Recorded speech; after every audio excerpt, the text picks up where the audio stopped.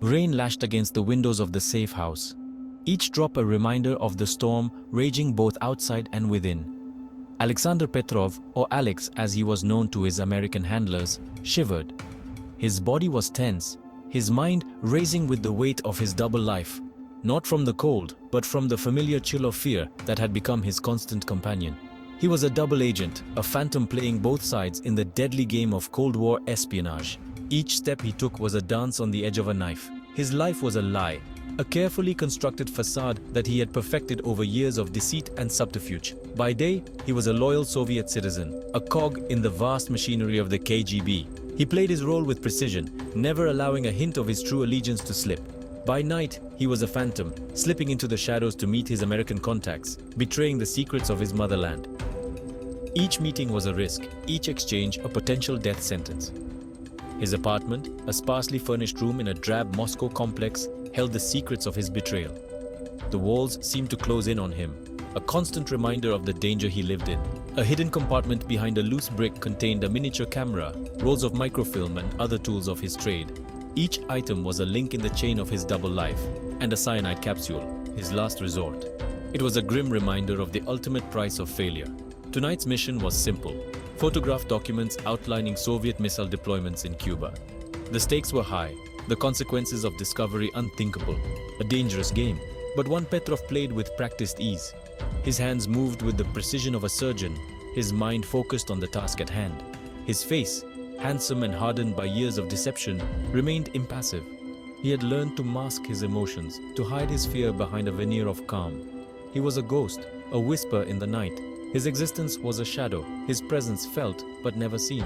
In the world of espionage, he was both predator and prey, always one step ahead, yet always looking over his shoulder. As he walked the dark streets of Moscow, he couldn't help but wonder how long he could keep up this charade. The weight of his double life was a burden that grew heavier with each passing day.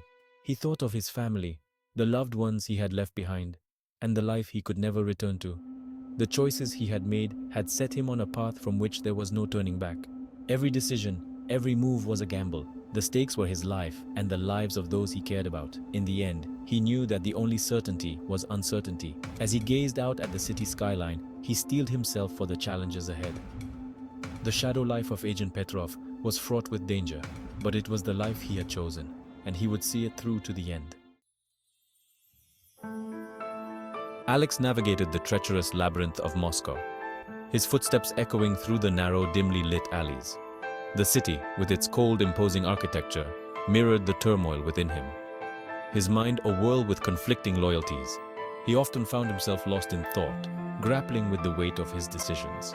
He was born in Russia, raised on tales of Soviet heroism, stories that painted a picture of a glorious past and a promising future. Yet, he found himself drawn to the ideals of freedom and democracy espoused by the West, ideals that seemed to promise a different kind of future, one filled with possibilities and personal freedoms. His heart was torn between two worlds, two ideologies, each pulling him in opposite directions, leaving him in a constant state of inner conflict. His initial reasons for becoming a double agent were simple: money, disillusionment with the Soviet regime. The promises of wealth and a better life were too tempting to resist. But as the years passed, the lines blurred. The clear distinctions between right and wrong, friend and foe, began to fade. He'd grown to respect his American handler, a gruff but fair man named John. Their clandestine meetings were filled with a strange mix of tension and camaraderie. John represented a life Alex could only dream of: a wife, children, a house with a white picket fence. It was a stark contrast to his own solitary existence. The irony wasn't lost on him. He was risking everything for a life he could never have, a dream that seemed perpetually out of reach. He risked everything for a life he could never have. Each day he stood on the precipice, looking out at a horizon filled with uncertainty, his soul as divided as the world around him. His work was a dangerous dance on a razor's edge. One misstep, one slip-up, and his world would crumble. The pressure was immense, a crushing weight on his soul. Sleep offered no escape, haunted by nightmares of torture and interrogation. He trusted no one, not even his own shadow. The KGB was not known for its leniency. He'd witnessed firsthand the brutal efficiency with which they dealt with traitors. The thought of capture sent shivers down his spine. He knew the price of failure. His life, his very soul, hung in the balance. The meeting with John was tense, the air thick with unspoken anxieties. "They're getting suspicious," John said, his voice low and urgent. "We need to be careful." Alex felt a knot of dread tighten in his stomach. The KGB was renowned for its intelligence network. It was only a matter of time before they uncovered his treachery. He noticed increased surveillance, shadows tailing him through the crowded streets. His phone calls were monitored, his mail intercepted. The noose was tightening, and he could feel the walls closing in. He had to be more careful, more cunning. His survival depended on it. Despite the mounting pressure, Alex continued his dangerous game. He passed on information about Soviet troop movements, details of their latest weapons programs, even whispered rumors of internal dissent within the Kremlin. Each mission was a victory, a blow against the oppressive regime he'd come to despise. But the thrill of the game was fading, replaced by a gnawing sense of emptiness. He was a ghost, a phantom, existing only in the shadows. He yearned for a normal life, a life free from fear and deception, a life where he could finally be himself. But he knew such a life was impossible, not while he walked this dangerous path. One rainy afternoon, Alex received a coded message. The rain poured down relentlessly, each drop echoing the urgency of the message in his hands. The ink on the paper smudged slightly, but the message was clear. It was from John, requesting an urgent meeting at their usual dead drop, a hollowed-out book in a specific section of the Lenin Library. This was their secret spot, a place where countless messages had been exchanged, each one more critical than the last. As he approached the rendezvous point, a sense of unease washed over him. The dim lighting of the library cast long shadows, making every corner seem like a potential hiding spot for danger. The library seemed unusually deserted, the silence broken only by the rhythmic ticking of a grandfather clock. Each tick seemed louder than the last, amplifying the tension in the air. His gut screamed at him to turn back, but it was too late. The weight of his mission pressed down on him, making retreat impossible. He was in too deep, the stakes were too high, and the consequences of failure were unimaginable. He had to see this through, no matter the cost.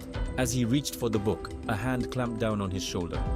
The grip was firm, unyielding, and sent a shiver down his spine. Turning slowly, he found himself face to face with a man he recognized. Colonel Ivanov, head of KGB counterintelligence. The realization hit him like a ton of bricks. Ivanov's eyes were like ice, his voice a chilling whisper. The coldness in his gaze was enough to freeze Alex in place. "Alexander Petrov," he said, "we've been expecting you." The words hung in the air, heavy with implication. Alex knew that his life was about to change forever, and not for the better. Panic surged through Alex, but he quickly regained his composure. "I don't know what you're talking about," he said, his voice steady. But Ivanov just smiled, a knowing, cruel smile. "We know who you are, what you've done," he said. "You've betrayed your country." He produced a photograph from his pocket, a picture of Alex meeting with John. Alex's mind raced. He had to escape, to warn John. But how? Thinking fast, he lunged for the door, hoping to create a distraction. But Ivanov was ready for him. He grabbed Alex's arm, twisting it behind his back. A sharp pain shot through his shoulder. He was trapped. Section 8. Caught in the crossfire. They took him to Lubyanka, the notorious KGB headquarters. The interrogation was brutal, relentless. They beat him, starved him, kept him awake for days on end, trying to break him. But Alex held firm, refusing to reveal anything that could compromise his American contacts. He knew his silence wouldn't last forever. The KGB were experts at breaking even the strongest will. He clung to the hope that John would find a way to rescue him, but deep down, he knew it was a futile hope. He was on his own. Section 9. To choose a side. Days turned into weeks, each one an eternity. Just when Alex felt his resolve crumbling, Colonel Ivanov offered him a deal. "Turn double agent again," he said, his voice deceptively gentle.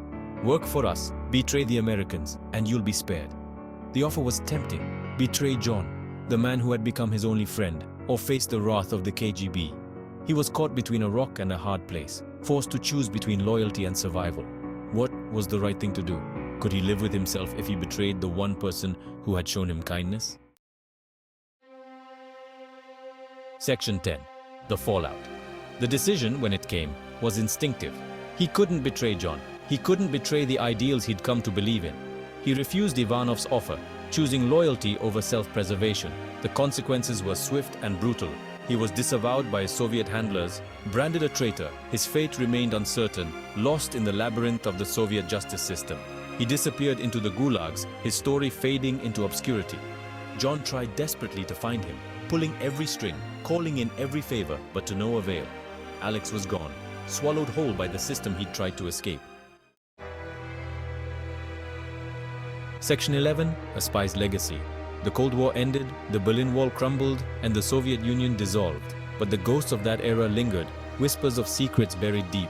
Alex's story, like countless others, remained untold, a footnote in the annals of espionage.